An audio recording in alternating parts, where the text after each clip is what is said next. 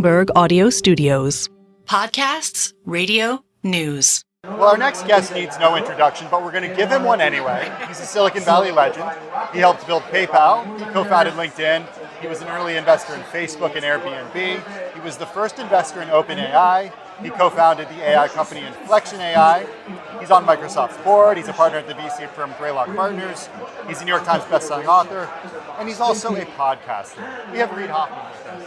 Great to be here. Thank you. How are you? He's the Good. GOAT. Although, as we were just talking, it's the loudest environment we've ever done a radio show before, and so hopefully it'll work. It's working so far. So far, so good. But I have to ask you, are you the real Reid Hoffman? Or am I talking to some sort of AI digital twin right now? Well, and explain why I have to ask that question, please. So as you know, I did an interview with myself where I was talking to my own digital twin, Reid AI, and I did it in order to kind of show that not only, obviously there's a whole bunch of concerns. There's concerns in political and misinformation and deep fakes and a bunch of other stuff that are real concerns. But even here, there's optimism to look at. Like, what can we shape towards? And I wanted to show, not just tell, on that message. And so it's like, okay, well, let me talk to my own Reid AI and see how it works. And the reason why you asked that question, of course, is because you say, well, wait a minute, that was pretty good. Of course, we're here in person. You can tell I'm the real me. This is Reid AI that sounded like you. This looked like you. Yes. Yeah, this is like, it looked like you were talking to an video, audio, and the words were all AI generated. There was zero from me. It was, well, other than mirroring off my earlier videos, mirroring off my earlier podcasts. It used your book to train as well? Yes. Okay. Yeah, it used everything I've written to give answers the way Reid would give answers. So are we all going to have digital twins someday and we're going to utilize them? Or like, what's can the my digital twin go to the DMV for me? Hallelujah. So I think we might. It's certainly possible. Certainly if you're a media person, you'll have a digital twin.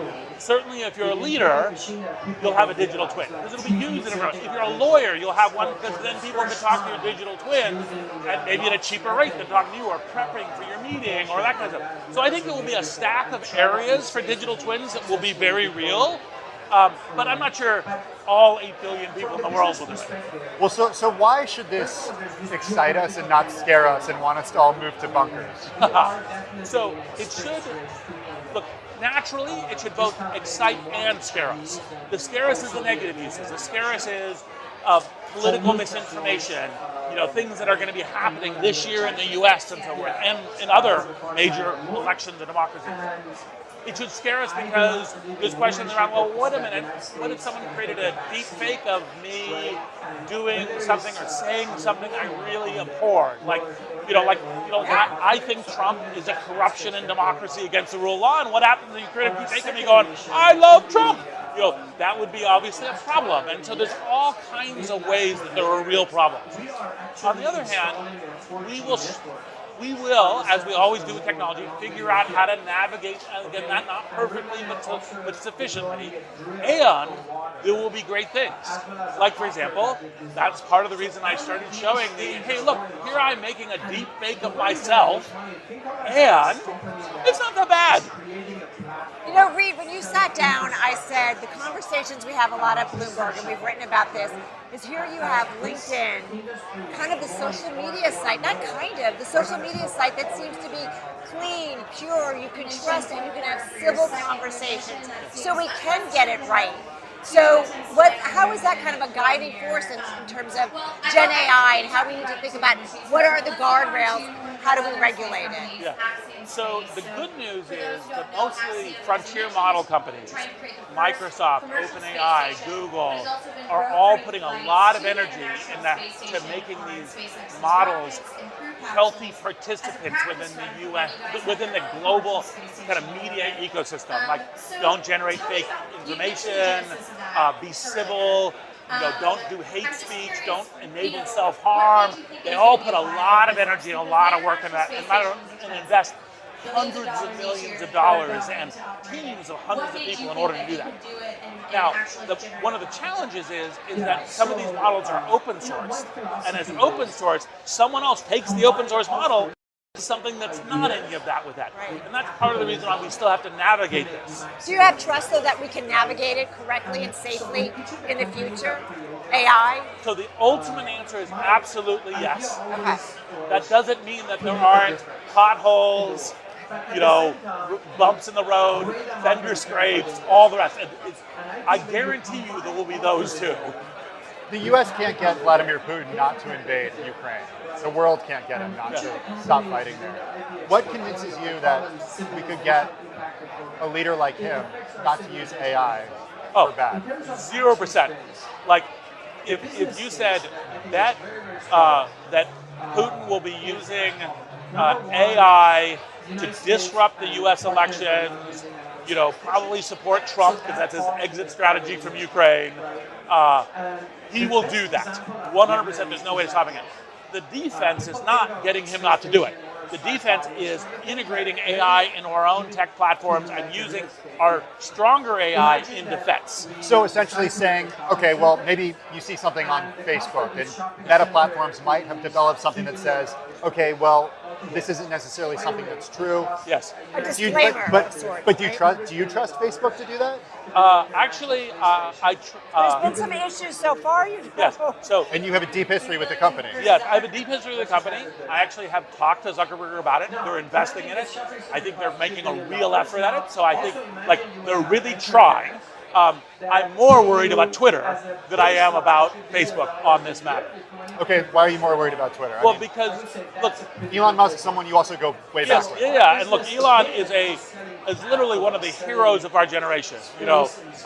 Space and kind of Starlink and Tesla and EV, just amazing. We wouldn't have any of this without him. It is so spectacular. On the other hand, before he buys Twitter, he's like, oh, we have this problem with robots. And then after he bought, before trying to get out of the deal, and then after he buys, oh, what robots? And you're like, well, the robots are still there. There's still Internet Research Agency, Russian robot farms doing shit. Are you doing anything about them? I'm not hearing anything. To be fair, I did see an ad on Twitter recently with a deep fake of Jeff Bezos pushing a cryptocurrency. Yes. It's a paid ad that has showed up repeatedly in my feed. Obviously not approved by Bezos. Yeah. And so therefore, what are you doing about AI and robots? Well, Elon is so complex.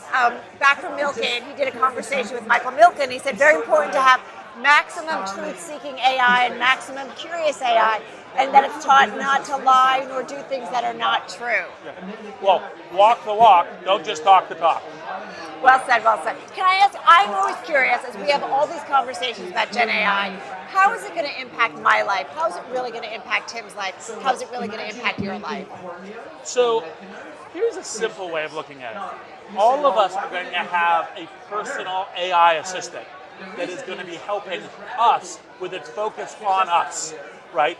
So it'll be like, hey, what do you need help with? Do you need help with figuring out, say, something light, like where to go, what entertaining to do, in the city tonight? Or, I'm trying to figure out this thing with my kid. Oh, we can help you with that. Oh, I'm trying to figure out this medical thing. Oh, I can help you with that. Oh, I'm trying to figure out, I had this difficult conversation with a coworker. Oh, I'll talk to you about that. It will help us with a whole range of things. And for example, part of what we found at Inflection was really surprising to us and very positive, which does Pi in personal intelligence, is people will say, oh, I got these 8 ingredients in my fridge. What should I make? Or, oh, my toaster broke. Can I fix it? And you're like, actually, in fact, it helps with all of that. So it's that human amplification that's helping us navigate our lives, which is the thing I guarantee will be there. I love the ingredients in the fridge part of it. Hey, if you're just joining us, we're speaking with Reid Hoffman of PayPal, of LinkedIn, of OpenAI, of Inflection AI, of the podcast Possible. The list certainly goes on. Reid, I'm wondering about winners and losers when it comes to AI in terms of companies. You're on the board of Microsoft. I mentioned a couple of the big companies that you've invested in, that you founded. Is there a concern that we're just going to see the big companies like Microsoft, like NVIDIA, like Amazon, like Meta platforms, they're going to be the only winners when it comes to AI? What I guarantee you is they're not going to be the only winners. They will be winners, right? Satya has just done a masterful job. Like, remember, it started with a $1 billion deal with a 501c3. I think it's the first time in history that something like that's happened. Like, genius strategy from Satya, and I think it will be, across all of these companies. I think they will have strong wins going into the future. On the other hand, at Greylock, we're investing in a whole bunch of AI companies. We do it reasonably well. We have a whole portfolio that we're excited about. And I think that it's just you don't play the same game. It's a little bit like if you said, hey, I've got a startup. I'm going to try to make a new desktop search company. You're like, well, that's kind of difficult, right? There is this company called Google. It's a little challenging. Doing okay. Right, or I'm going to make a new handset mobile phone device. You're like, there's this company called Apple. It's a little challenging. So, you don't do it that way, but there's going to be a whole range of other AI companies. Things that will, like everything from opportunities that the large tech companies just can't focus on, to taking interesting risks and making that risk look good, and then all of a sudden building out interesting companies. So I think there's going to be a range of startups that will excite and delight us. We love podcasts. We have a great podcast. You have a great new podcast. Tell us about Possible. Thank you very much. Well, tell us about it. Like, who you want to talk to? What are the conversations you want to have? So for me, with Possible, it's too much of the dialogue is about technology being dangerous to us. How we evolve as humanity, how we become better and more human is through technology. It's clothing, it's glasses, it's food, it's cooking, it's fire, it's buildings. All of this is technology that's helped us make us as the human beings we are. AI will be the same, and the whole point of on the Possible podcast is to say, this is how technology can help us become more human. Not to go, oh my God, what's coming in technology? It can be great for us, and it's not that hard to shape. We just need to shape it. Whether it's AI, whether it's the use of phones, and obviously people like to talk about what social networks, and they go, wow, like that's been kind of challenging. It's like, well, look at LinkedIn.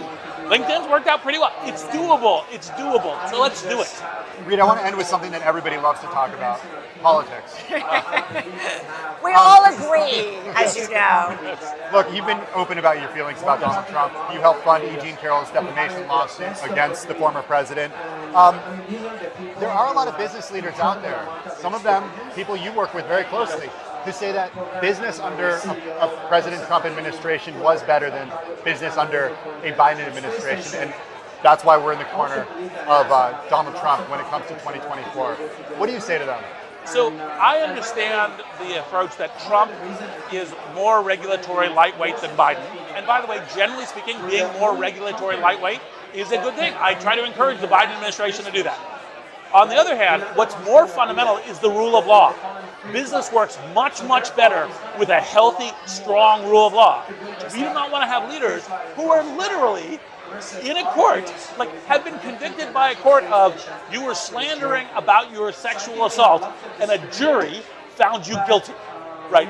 We should be a rule of law country first. And by the way, this is what the business leaders, by the way, rule of law is what makes great business.